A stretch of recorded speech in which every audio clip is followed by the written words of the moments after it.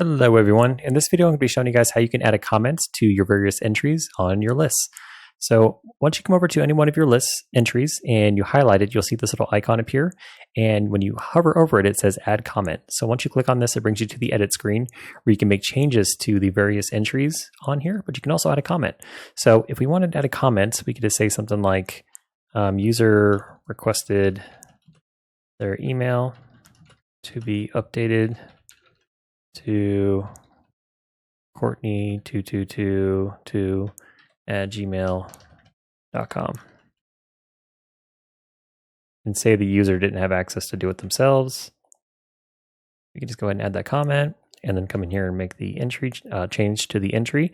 And that way, if the user was to come back later and say, why did you update my email? What's going on?